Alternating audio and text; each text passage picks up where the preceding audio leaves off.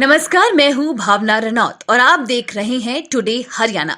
हमारे प्यारे राज्य हरियाणा से जुड़ी खबरों को देखने के लिए हमारा चैनल जरूर सब्सक्राइब करें।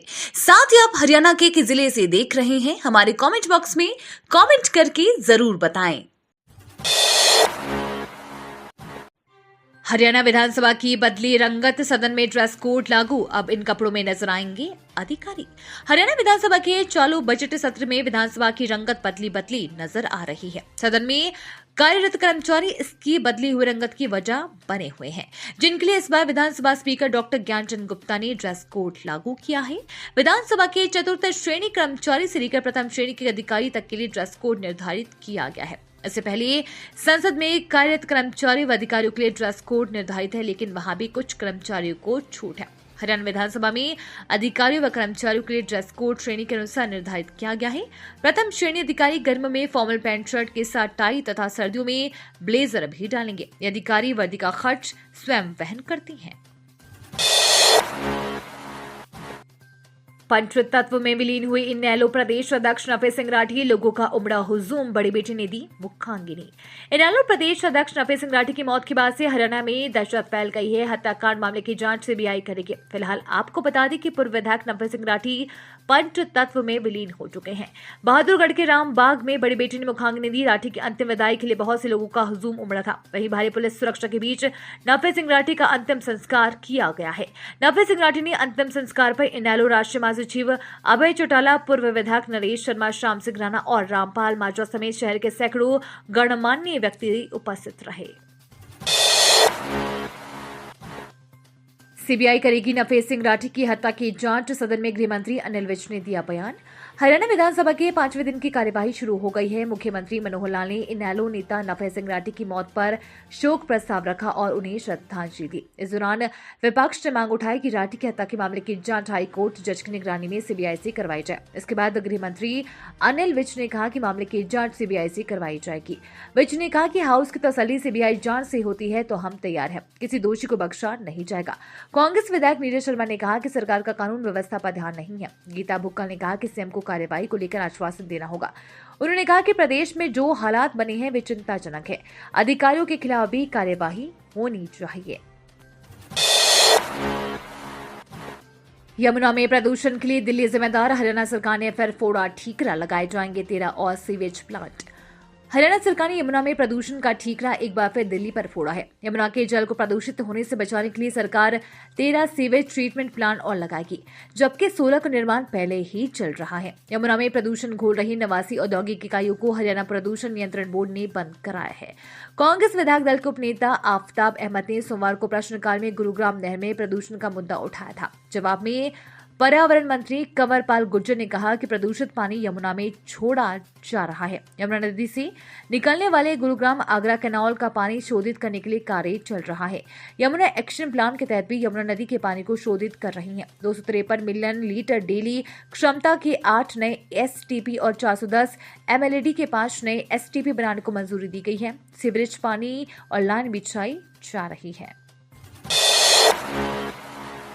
हरियाणा में हुई अनोखी शादी, 7 फेरे भी हुए, लेकिन बेरंग लौटी बारात, अब दुल्हन को मिलेंगे 65 लाख रुपए। हरियाणा के रेवाड़ी जिले के लाला गांव में शादी के दौरान 7 फेरे होने के बाद विदाई के वक्त दुल्हन ने फॉर्च्यूनर गाड़ी की मांग कर डाली। इस मांग के साथ दुल्हन ने यह धमकी भी दी कि अगर दुल्हन को बिना फॉर्च्यूनर कार के विदा किया तो घर ले जाकर वो उसे मार देगा। इस बात से घबराकर दुल्हन ने विदाई से इनकार कर दिया। इसके बाद रविवार को 11 गांव की पंचायत ने लड़की पक्ष को 65 लाख रुपए देने और जुर्माने के तौर पर 11 लाख रुपए गौशाला में दान देने का फैसला सुनाया है। जानकारी के अनुसार गांव लाला के प्रदीप कुमार के बेटे मणि कुमार की शादी नारनौल की गांव निजामपुर की लड़की सुषमा के साथ तय की गई थी। शनिवार को बारात निजामपुर पहुंची। इसके बाद शादी के सारी रस्में और 7 फेरे भी हो गए। मामले ने उस समय नया मोड़ लिया जब खाना खाते समय दुल्हन ने लड़की पक्ष से फॉर्च्यूनर गाड़ी की मांग कर डाली। दुल्हन मणि कुमार ने कहा कि अगर फॉर्च्यूनर नहीं दी और दबाव डालकर अगर दुल्हन को उसके साथ विदा किया गया तो वो घर पर 7 दिनों में दुल्हन को मार देगा। हरियाणा 27 फरवरी से शुरू होगी बोर्ड परीक्षाएं, नकल रोकने के किए पुख्ता इंतजाम। हरियाणा विद्यालय शिक्षा बोर्ड की 10वीं और 12वीं की बोर्ड परीक्षाएं 27 फरवरी से शुरू हो रही है। 10वीं की परीक्षाएं 26 मार्च तक और 12वीं की परीक्षाएं 2 अप्रैल तक चलेंगी। परीक्षाएं दोपहर 12:30 बजे से 3-3:30 बजे तक आयोजित होगी। परीक्षा को लेकर प्रशासन की ओर से तैयारियां पूरी कर ली गई हैं। इसके साथ ही विद्यार्थियों के लिए भी अहम दिशा निर्देश जारी किए गए हैं, जिनका पालन करना अनिवार्य है। घग्गर नदी के रेलवे पुल पर हुआ दर्दनाक हादसा, ट्रेन की चपेट में आने से 2 युवकों की मौत। किसानों के दिल्ली कूच के ऐलान के चलते जिला प्रशासन की तरफ से गांव घेरका के पास नेशनल हाईवे नंबर 9 पर घग्गर पुल पर बैरिकेडिंग का रास्ता रोका हुआ है। वहीं इस पुल के बराबर घग्गर नदी के ऊपर से गुजर रहे रेलवे ट्रैक पर 2 बाइक सवार युवकों की गोरखधाम एक्सप्रेस की चपेट में आने पर दर्दनाक मौत हो गई। फिलहाल पुलिस ने दोनों बॉडी को अपने कब्जे में लेकर आगे की कार्यवाही शुरू कर दी है। बताया जा रहा है कि 2 बाइक पर 3 युवक सवार थे, जो सिरसा की तरफ से पटरी के बीचों बीच बाइक से पुल को पार करने की कोशिश कर रहे थे कि अचानक सिरसा से भटिंडा जा रही गोरखधाम एक्सप्रेस से पुल के ऊपर ही उनकी सीधी टक्कर हो गई, जिसमें 2 युवकों की मौत हो गई और दोनों बाइक के परखच्चे उड़ गए। स्टंट करना पड़ा भारी, वीडियो बनाते समय ट्रैक्टर का बिगड़ा बैलेंस, सिर फंसने से हुई मौत। सोशल मीडिया के चक्कर में लोग इस हद तक गुजर जाते हैं कि कभी कभी वो उनके लिए भारी पड़ जाता है। मामला पानीपत से सामने आया है, जहां एक युवक को स्टंट करना भारी पड़ गया और उसकी मौत हो गई। बता दें कि पानीपत जिले के सनौली जिले में एक युवक ड्राइविंग सीट पर बैठकर चलते ट्रैक्टर को आगे से उठाकर पिछले टायरों पर बैलेंस बना रहा था, लेकिन अचानक ट्रैक्टर पीछे की ओर पलट गया, जिससे युवक स्टीयरिंग और सीट बीच में फंस गया। उसका सिर दोनों के बीच पिस गया, सिर के सारा हिस्सा बाहर की ओर आ गया। ट्रैक्टर पलटते ही मौके पर खड़े युवकों में चीख पुकार मच गई। कड़ी मशक्कत के बाद ट्रैक्टर को ऊपर से नीचे उतारा, जिसके बाद युवक को वहां से निकाला, लेकिन तब तक उसकी मौत हो चुकी थी।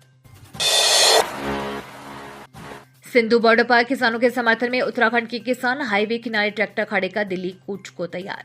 एमएसपी गारंटी कानून की मांग को लेकर संयुक्त किसान मोर्चा के आह्वान पर विभिन्न संगठनों से जुड़े किसानों ने हाईवे किनारे ट्रैक्टर खड़े कर दिए। साथ ही सभा कर पीएम मोदी व WTO का पुतला फूका। सोमवार को किसानों ने ग्राम बांसखेड़ा से ट्रैक्टर रैली निकाली और ट्रैक्टरों हवाई किनारे खड़ा कर दिया। इस दौरान हुई सभा में वक्ताओं ने केंद्र सरकार पर किसानों का उत्पीड़न करने का आरोप लगाया। कहा कि सभी किसान दिल्ली जाने को तैयार हैं। जैसे ही दिल्ली आने की कॉल होती है तो किसान दिल्ली कूच करेंगे। ट्रांसपोर्टरों ने जिला प्रशासन के खिलाफ भरी हुंकार, जमकर की नारेबाजी, एसडीएम को सौंपा ज्ञापन।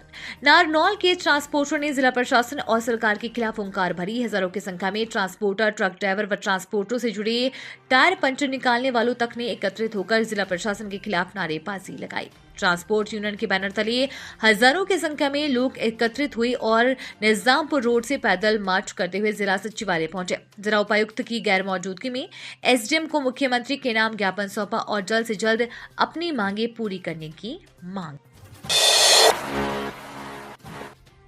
किसानों का हरियाणा में ट्रैक्टर मार्च, अपनी मांगे मनवाने के लिए कर रहे प्रदर्शन।